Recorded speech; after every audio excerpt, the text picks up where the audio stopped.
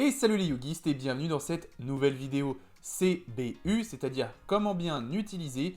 Encore une fois, celle-ci elle va être un petit peu spéciale comme la dernière qui est sortie sur la chaîne. Aujourd'hui, je vais vous parler des mécaniques de jeu dans Yu-Gi-Oh! Alors qui dit mécanique dit donc les façons de gagner dans le jeu, mais pas que, je vais aussi vous parler de toutes les conditions de victoire un peu spéciales qu'on retrouve dans Yu-Gi-Oh!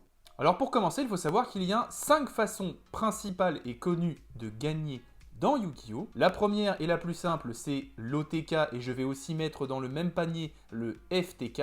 Donc OTK, One Turn Kill, c'est la façon la plus commune de gagner dans Yu-Gi-Oh! C'est-à-dire réussir à mettre un maximum de dégâts à l'adversaire pour le tuer en un tour. FTK, c'est déjà beaucoup plus rare et assez sale, ça va être le First Turn Kill, c'est-à-dire l'adversaire n'aura même pas eu le temps de jouer un tour, vous, pendant votre premier tour de jeu, vous l'aurez déjà battu. Ensuite, on va avoir les mécaniques un peu marrantes comme la meule, c'est-à-dire que l'adversaire va avoir l'impossibilité de piocher une carte dans son deck, tout simplement parce qu'il aura fondu, vous aurez envoyé la plupart des cartes au cimetière où vous les aurez bannies, et dans ces cas-là, s'il ne peut plus piocher à son étape de pioche, il perd la partie. Après, on a le burn qui va permettre de gratter directement les points de vie de l'adversaire sans forcément l'attaquer. Et après, bien sûr, vous avez des conditions de victoire un petit peu plus spéciales, ça va faire un peu plus que 5, mais vous avez le time quand vous êtes en tournoi, il y a des tours de jeu additionnels et après, le joueur ayant le plus de points de vie remporte la partie. Et il y a tout simplement l'abandon du joueur d'en face, c'est une façon de gagner à Yu-Gi-Oh! Pour commencer, je vais vous montrer un petit peu l'OTK, et pour ça je vais m'aider d'Edo Pro et du deck Salamangrande. Je vous remets tout de suite le passage où il va y avoir l'OTK. Ici, vous voyez qu'on a un board assez solide avec le Salamangrande Chaleur Léo et surtout, la clé de notre OTK dans ce deck, c'est le brouilleur de mise à jour, tout simplement parce qu'il va nous dire dans sa ligne d'effet à la toute fin que si cette carte est envoyée au cimetière comme matériel lien, le monstre lien peut faire une seconde attaque durant chaque battle phase ce tour. Donc on va directement vouloir invoquer notre Access Coder. À ce moment-là, on va le mettre en mode attaque. On va activer l'effet d'Access Coder à son invocation pour qu'il gagne 1000 points d'attaque qui correspondent à la classification lien d'un monstre utilisé pour son invocation. Donc là, je vais choisir le Salamangrande Chaleur Léo, comme ça il va gagner 3000 points d'attaque.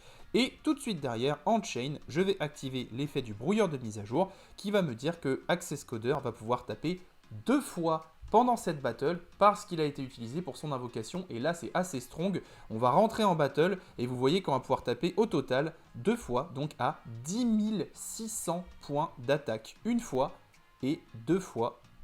Et hop là, nous avons fait un OTK. Bon, bien sûr, je vous montre contre un bot qui joue que des monstres normaux tout pourris comme des Moké, mais vous voyez le principe, l'OTK c'est en un seul tour, c'est terminé. Très rapidement, je vais maintenant vous montrer la mécanique de la meule. C'est déjà apparu sur la chaîne il y a peu de temps, donc je vais aller un peu vite et je vais un peu passer les étapes. Mais là, vous voyez que je joue un petit deck rétro-meule sympatoche. Donc là, on va poser en mode défense le ver aiguillon qui nous dit que lorsqu'il est révélé en flip, on envoie les 5 cartes du dessus du deck de notre adversaire au cimetière. Donc ça permet de meuler 5 cartes en une seule carte. Hop là, on va le poser. On va poser notre hausse de péage qui va obliger l'adversaire à envoyer une carte depuis sa main au cimetière pour déclarer une attaque. Et enfin, on va poser le limiteur de zone B. Ça nous fait gagner du temps, ça permet de temporiser dans le deck et ça dit que tous les monstres de minimum niveau 4 face recto sont changés en position de défense. L'adversaire a voulu éviter de battle parce qu'il a que des monstres normaux tout pourris dans son deck, mais on va quand même pouvoir flip notre ver aiguillon, faire son effet. On va pas y répondre et vous voyez que là il passe de 34 cartes à 29, on vient de lui faire meuler 5 cartes du dessus de son deck. Là c'est la petite tech carte du deck, je vous montre un tout petit peu de gameplay quand même. Il vient de m'attaquer mon ver aiguillon avec son Kozaki et moi en chain je vais utiliser l'assaut sur le quartier général qui dit que je vais casser mon ver aiguillon avant qu'il le battle et ça va lui faire meuler 2 cartes. Moralité, il va se rabattre sur ma Morphojard qui va dire en effet flip qu'on va tous les deux défausser notre main entière et repiocher 5 cartes et encore une fois ça fait de la meule indirecte. Autre petit moment de gameplay technique au moment où il m'attaque, là je vais encore une fois utiliser l'assaut sur le quartier général, mais cette fois-ci ça va être pour péter mon ver de feu qui est face verso, tout simplement parce que lorsqu'il est envoyé au cimetière, eh bien on va meuler les 3 cartes du dessus du deck de notre adversaire et ça c'est quand même vachement intéressant. Du coup on a meulé au total grâce à l'effet d'assaut du QG 2 cartes et avec le ver 5 cartes, donc vous voyez que ça va très très vite, il reste déjà plus que 12 cartes dans son deck. Et là vous voyez qu'on va l'avoir tellement meulé, il lui reste qu'une seule carte, il vient de la piocher. C'est un petit monstre normal, il a 39 cartes dans son cimetière. Et là c'est ça qui est beau avec les decks meules, c'est qu'on n'a pas besoin de s'embêter, on a juste à faire fin de tour. Il doit piocher, et au moment de la draw phase, on gagne. Donc ça, c'était pour les mécaniques de la meule. Maintenant, je vais vous montrer très rapidement, encore une fois, la mécanique de burn. Et là, eh bien, on va jouer que des cartes qui vont attaquer les points de vie de l'adversaire. Là, on va jouer vraiment des grosses cartes bien rétro. Par exemple, le Météore Destructeur, c'est gratuit. Si les points de vie de votre adversaire sont supérieurs à 3000, hop, on lui met moins 1000. Boum, voilà, ça c'est gratuit. Ensuite, on va infliger 500 points de dommage au point de vie de notre adversaire et augmenter nos points de vie de 500 avec le Gobelin Voleur. On va le faire une fois, moins 500, on gagne 500. Deux fois, moins 500, on gagne 500. Et après, on va jouer une des meilleures cartes de burn, le Chaudron du Vieillard, qui va nous dire qu'il va prendre des compteurs. Et par compteur, on peut soit infliger 300, soit gagner 500, on va infliger 300. Boum.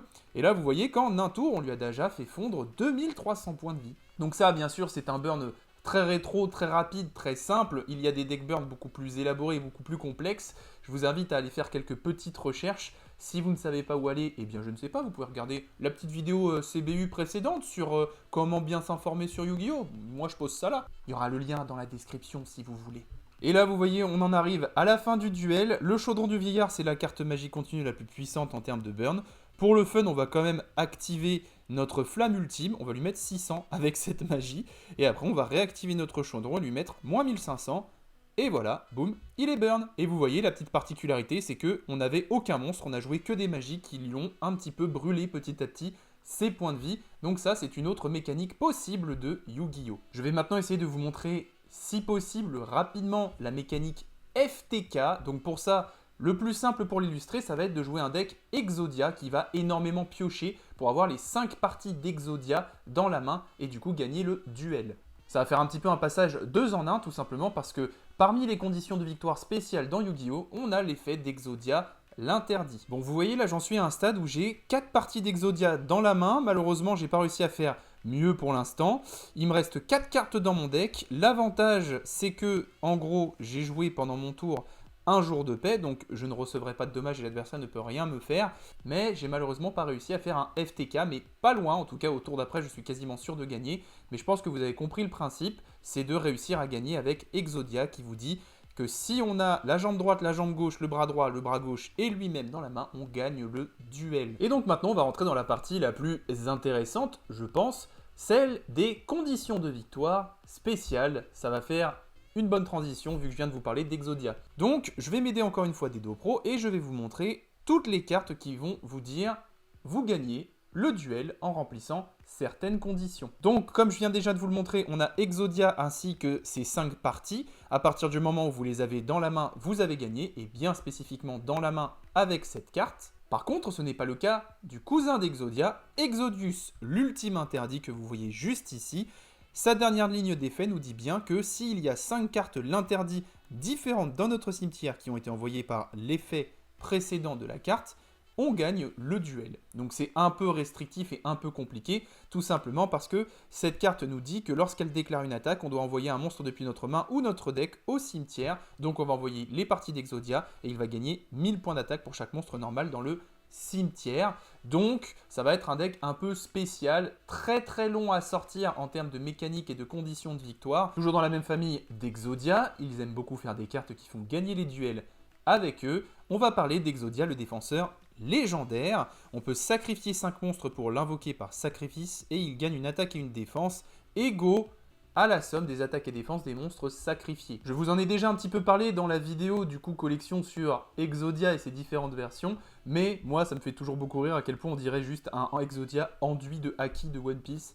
Franchement, ça reste pour moi une des meilleures refs. On va parler maintenant d'une carte extrêmement emblématique, surtout pour ceux qui ont vu la dernière saison de Yu-Gi-Oh! Monster Duel. Je veux parler d'Orakti, le créateur de la lumière, qui est certainement une des cartes les plus compliquées à sortir du jeu. Pour l'invoquer déjà, il faut sacrifier Slifer, Obélisque et Ra, les 3 dieux égyptiens. Donc au total, déjà, pour faire venir les 3, vous avez dû dégager 9 monstres, normalement dans la logique. Et en plus de ça, derrière, vous avez Orakti qui vous dit de dégager ces 3-là pour le faire venir. Son invocation ne peut tout simplement pas être annulée, vous ne pouvez pas y répondre. Mais par contre, pour vous récompenser d'avoir réussi à l'invoquer, dès qu'il est invoqué spécialement, vous gagnez le duel. Et donc attention, petite précision pour les puristes, ce n'est pas une fusion entre les 3 dieux égyptiens, c'est bien une entité à part qui est au-dessus, un petit peu comme si c'était le dieu suprême dans Yu-Gi-Oh! Après, on va s'attaquer à une carte dont Doc7 a parlé, qu'il a en plus, je crois, dans sa collection, c'est ça qui est assez fou. Je veux parler du dragon de la victoire, le Victory Dragon, qui est, vous voyez, juste ici, interdit, et ça c'est pour une très très bonne raison. Ce dragon nous dit que pour l'invoquer, il faut sacrifier 3 monstres de type dragon, ce qui se fait assez facilement par exemple dans un deck Rocket. S'il réussit à réduire les points de vie de l'adversaire à 0 en l'attaquant directement, on gagne le match. Il y a bien marqué le match, c'est-à-dire que normalement un match comprend 3 duels, et là vous allez tout simplement tout gagner en un coup. C'est une petite forme de FTK, mais encore pire. Après avoir parlé du dieu de la lumière Horatii, on va parler de la déesse des ténèbres Venominaga. Son effet par contre va être assez stylé, c'est une forme d'empoisonnement qui va grignoter petit à petit l'adversaire. En fait, à chaque fois qu'elle va infliger des dommages de combat à l'adversaire, on va placer un compteur hyper venin sur elle, et lorsque le 3e compteur hyper venin est placé sur cette carte, vous gagnez le duel. Petite référence pour les joueurs de Magic, si jamais vous passez par là, ça rappelle beaucoup la mécanique de l'infection. Pour terminer avec les monstres que l'on voit dans le main deck et qui permettent de gagner le duel, je vais vous parler de ce petit éléphant volant qu'on retrouve d'ailleurs dans l'animé, et on sait que c'est Pegasus qui va donner un conseil à un enfant qui va affronter Bandiken en finale d'un tournoi régional, et il va gagner grâce à cette carte contre Bandiken. Du coup, sa condition de victoire est, je pense, une des plus compliquées à réaliser, tout simplement parce que ce petit éléphant nous dit qu'une fois par tour de l'adversaire, donc déjà ça doit se passer pendant le tour de l'adversaire, si cette carte va être détruite par un effet de carte de l'adversaire, elle n'est pas détruite. Et une fois par tour, durant la phase, si cet effet a été appliqué, durant votre prochain tour, si cette carte inflige des dommages de combat à votre adversaire par une attaque directe, vous gagnez le duel. Alors autant vous dire que c'est hyper compliqué. La seule carte qui peut vous y aider, c'est Courrier Infecté, que j'ai mis juste à côté justement pour vous en parler. Une fois par tour, vous pouvez cibler un monstre de max niveau 4 que vous contrôlez. Ce tour, il peut attaquer directement votre adversaire. À la fin de la battle phase, envoyez-le au cimetière. Donc c'est pour l'équipe à l'éléphant, vu qu'il est maximum niveau 4. Vous avez compris, c'est du boui-boitage, c'est de la win en 2 cartes, c'est hyper dur. On va passer du côté des magies, et c'est la seule carte dans le main deck qui vous permet de gagner le duel, qui va être archétypé, c'est-à-dire qui fait partie d'une famille de Yu-Gi-Oh! Et cette carte, c'est la magie continue vainqueur FA, qui fait du coup partie de l'archétype FA. Alors attention, là on a trouvé un effet qui est encore plus compliqué à faire que l'éléphant, enfin moi je trouve personnellement. Je sais pas qui imagine ces textes, mais écoutez bien. Lorsque votre monstre FA, dont le niveau est minimum 5 niveaux supérieurs à son niveau d'origine, eh bien seulement si vous avez ce monstre avec des niveaux de différence et qu'il va combattre un monstre de l'adversaire et lui infliger des dommages de combat, on peut bannir une carte depuis notre main, terrain ou cimetière. Et enfin, si on a banni 3 magies de terrain FA de noms différents grâce à l'effet précédent qui vient d'être appliqué, seulement à ce moment-là, on gagne le duel. C'est-à-dire que pour remplir cette condition de victoire, vous devez avoir un monstre qui a 5 niveaux de différence avec son niveau habituel, attaquer l'adversaire et lui faire des dommages de combat 3 fois pour bannir 3 magies de terrain différentes depuis votre deck, et seulement à ce moment-là, vous gagnez grâce à l'effet de cette carte. Autant vous dire que c'est un peu compliqué. Moi j'aime bien les cartes où c'est beaucoup plus simple, beaucoup plus cool, beaucoup plus limpide pour les effets, comme par exemple le compte à rebours final. Lui c'est simple, basique, efficace, vous payez 2000 points de vie, et après que 20 tours soient passés après l'activation de cette carte, vous gagnez le duel. Mais bon, 20 tours, c'est quand même très très long, et aujourd'hui dans Yu-Gi-Oh! Généralement, au bout de 20 tours, la partie elle est terminée. Enfin, je pense, faudrait compter, tiens, ça pourrait être intéressant. On va passer à la dernière magie qui fait gagner les duels, et ça va être Jackpot 7, une carte magie que j'aime beaucoup. Lorsque cette carte finit dans notre cimetière par un effet de l'adversaire, on va la bannir, et si 3 Jackpot 7 sont bannis par leur propre effet, eh bien on va gagner le duel. Donc ça déjà, c'est un petit peu plus intéressant. Moi, j'ai vu certaines decklists à un moment passé où les gens se posaient la question si c'était pas efficace contre la méta qui jouait tout simplement Tiarmentation, parce que Tiarmentation va à un moment envoyer des cartes du dessus du deck de l'adversaire au cimetière, et à ce moment-là, si malheureusement, je sais pas, sur 10 cartes envoyées du dessus du deck au cimetière, il y a 3 Jackpot 7, le deck perd automatiquement. On passe dans la rubrique des pièges et comment ne pas aborder du coup le tableau de la destinée, qui dit que lorsque toutes les cartes messages spirituels de non différents sont placées sur le terrain, donc c'est assez simple, on va jouer le tableau de la destinée et après on va avoir les lettres INAL qui va faire au total finale. Et à ce moment-là, quand les 5 cartes sont sur notre terrain, on gagne. Bon, après, attention, ça précise qu'il faut les placer dans le bon ordre, c'est assez important. Du coup, on doit bien mettre INAL dans cet ordre. Sinon, eh bien, ça ne marchera pas. C'est un peu bête, mais c'est comme ça. Mais c'est surtout que ça va nous prendre nos 5 places de magie et piège, et ça peut être un peu compliqué. On va s'attaquer à une carte piège que je ne connaissais même pas, qui fait partie de l'archétype Spirale, l'attaque Spirale Spectre, qui nous dit qu'on cible un dragon Spirale Spectre qu'on contrôle. Donc le dragon Spirale Spectre, c'est celui-là. Je vous l'ai mis pour vous montrer à quoi il ressemble. Donc c'est un dragon normal, Wyrm, avec 2900 points d'attaque de niveau 8. Et donc s'il détruit 3 monstres à effet contrôlés par l'adversaire au combat, tant qu'il est équipé avec minimum 3 magies d'équipement Spirale Spectre de noms différents, on gagne le duel. Ça déjà, ça me paraît une condition de victoire un peu moins compliquée. Peut-être qu'il y a des magies d'équipement Spirale Spectre qui permettent de faire plusieurs attaques dans le même tour. Mais franchement, je pense que ça peut être réalisable, surtout dans le deck et vu que c'est archétypé. Après, à voir, en tout cas, l'effet me semble cool. Faut juste se dire que c'est un piège normal, donc qu'il va falloir faire cet effet au moment où on va remplir la condition de victoire. Et ça, en niveau de timing, ça peut être peut-être compliqué. Pour terminer avec les cartes pièges qui nous font gagner, mais qui est interdite, on va parler de Dernier Tour, qui est surtout une carte qu'on voit dans l'animé, si ma mémoire est vraiment bonne. Donc cette carte peut être activée que durant le tour de votre adversaire, lorsque vos points de vie sont de 1000 ou moins. Sélectionnez un monstre sur le terrain, envoyez toutes les autres cartes sur le terrain et dans la main des 2 joueurs au cimetière. Votre adversaire sélectionne alors un monstre de son deck, fait une invocation spéciale de celui-ci en position d'attaque face recto et le fait combattre. Les dommages de combat aux joueurs sont considérés comme 0. Lors de la end phase, le joueur dont le monstre reste le seul sur le terrain gagne le duel. Dans tous les cas, le résultat est une égalité. Donc ces 2 dernières phrases, elles sont un petit peu bizarres en entremêlement. Si jamais, dans tous les cas, il y a un gagnant, eh bien en fait, le duel va être considéré comme nul, avec une égalité.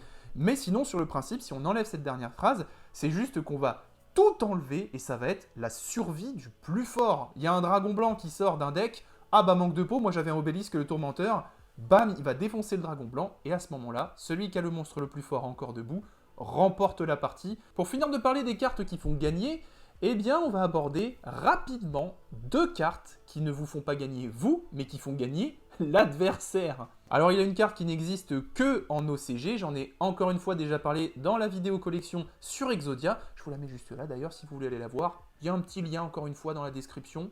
Je dis ça, je dis rien. Donc, il nous dit tout simplement ce trou Exodia que si les seuls monstres sur le terrain sont 7 cartes que l'on contrôle et 4 monstres l'interdit, avec des noms différents, tous du coup sauf la tête d'Exodia, notre adversaire gagne le duel. En gros, il va remplacer la tête d'Exodia en disant « Coucou, c'est moi le vrai Exodia, j'ai les 4 autres parties. » Et en fait, il va faire gagner l'adversaire. Je trouve ça extrêmement drôle. Et enfin, je vais vous parler de Relais d'âme, qui va nous dire qu'on va invoquer spécialement un monstre depuis notre main. Tant qu'il est face recto sur le terrain, on ne reçoit aucun dommage, mais lorsqu'il quitte le terrain, l'adversaire gagne le duel. Une carte bien trop dangereuse aujourd'hui, tout simplement parce qu'on peut gérer nos monstres avec des effets de cartes, et si c'est ça, bye bye, c'est ciao, et à ce moment-là, on a perdu. Pour finir, on va s'attaquer assez rapidement aux cartes d'extra deck qui font gagner le duel. Et étonnamment, écoutez, on n'a que des Xyz et on va commencer avec le numéro 88, la poupée truquée de Lyon. Il nous dit qu'une fois par tour, si on n'a aucune carte dans notre zone magie et piège, on peut détacher un matériel Xyz de cette carte et si on le fait, placer un compteur destiné sur elle. On ne peut pas mener notre battle phase le tour où on a activé cet effet. Lorsqu'il arrive à 3 compteurs de destinée, on gagne le duel. Ce qui est drôle, c'est que c'est la seule carte parmi toutes ces cartes et toute cette liste à avoir une évolution qui fait aussi gagner le duel. C'est le numéro C88, la poupée truquée de Lion du désastre. Une fois par tour, on peut détacher un matériel de cette carte, infliger 1000 points de dommage à l'adversaire. Durant la end phase, si l'adversaire a maximum 2000 points de vie et que cette carte n'a pas de matériel, on gagne le duel. Donc ça peut être marrant comme condition de victoire à jouer dans un deck burn. Il va falloir réussir à descendre les points de vie de l'adversaire à 2000 ou moins. Et à ce moment-là, si lui n'a plus de matériel, on gagne. C'est plutôt cool. Après, à réaliser, peut-être un peu moins. Parmi les cartes un peu débiles du jeu qu'on va retrouver et qui existent, on va parler du numéro IC1000 Numeronius Numerunia. Déjà, pour son invocation, il nous demande 5 monstres de niveau 13. Donc à la base, dans Yu-Gi-Oh, ça va max au niveau 12. Donc déjà, là, il y a un petit problème. Plus sérieusement, en fait, il se fait invoquer grâce à l'effet du numéro C1000 numéro News, qui va nous permettre d'invoquer spécialement son évolution depuis l'extra deck en attachant les matériels de cette carte, le numéro C1000, au nouveau numéro IC1000. Donc quand il est invoqué spécialement par l'effet du numéro C1000, elle gagne 100 000 points d'attaque et de défense. Rien que ça. Après, c'est pendant le tour de l'adversaire uniquement, donc à ce niveau-là, bon, à la rigueur, vous allez me dire ça va, mais la suite de l'effet, ça va pas du tout. Parce que pendant le tour de l'adversaire uniquement, on va appliquer les effets suivants. Les monstres contrôlés par l'adversaire doivent attaquer cette carte si possible, et à la fin du tour de l'adversaire, si cette carte n'a pas combattu, donc dans un sens vous êtes obligé de la combattre, parce que sinon, eh bien, le possesseur de la carte gagne le duel. Avant-dernière carte de ce classement des victoires spéciales et qui font partie un peu des mécaniques du jeu de Yu-Gi-Oh! On va parler de l'ange de l'espièglerie Fantoruse, une petite X64 qui paye pas de mine comme ça, mais il se trouve que lorsque le nombre de matériel sur cette carte devient 10, vous gagnez le duel. Alors encore une fois, je connais pas bien l'archétype Fantoruse, mais il existe beaucoup de cartes qui permettent d'attacher des matériels Xyz assez gratuitement à des monstres. Je pense déjà par exemple à l'importation Xyz, on cible un monstre Xyz qu'on contrôle, un monstre sur le terrain de l'adversaire, et on lui attache gratuitement depuis le terrain de l'adversaire comme matériel. Donc ça déjà vous voyez que ça peut renforcer cette carte, c'est jouable en x3 et il y a des pièges récemment qui sont sortis qui font la même chose. Pour finir, on va s'intéresser à la carte la plus drôle de tout le tas je pense qui s'appelle Jeu de dés Sumo Musical. Au début de la battle phase de l'adversaire, si cette carte est dans la zone monstre main, on lance un dé à 6 faces et on déplace cette carte directement d'autant de zones monstres de 1 à 6 dans le sens des aiguilles d'une montre. Et si un monstre est déjà dans la zone dans laquelle elle est déplacée, attachez le monstre à cette carte comme matériel. Déjà, ça c'est un effet hyper drôle, tout ce qui est lancer de pile ou face ou lancer de dés, moi je trouve ça très drôle, ça me fait penser à un deck casino. Donc le truc va tourner sur le terrain, et s'il tombe sur un monstre, pouf, il va le gober un peu à la manière d'un Pac-Man, et ça va devenir un de ses matos. Si cet effet fait que le nombre de matériel de ce monstre est supérieur à 6, vous gagnez le duel. Donc si il va avoir assez grossi et gobé plus de 6 monstres comme ça, avec cet effet, on gagne. Je trouve ça extrêmement drôle. De toute manière, les effets qui font gagner le duel dans Yu-Gi-Oh! Sont généralement assez fun ou compliqués à sortir. Ils sont là vraiment plus de façon anecdotique. Le plus connu, ça reste Exodia avec ses 5 parties. C'est celui qui, je pense, est le plus joué. Les autres, en règle générale, on les abandonne un petit peu dans un coin.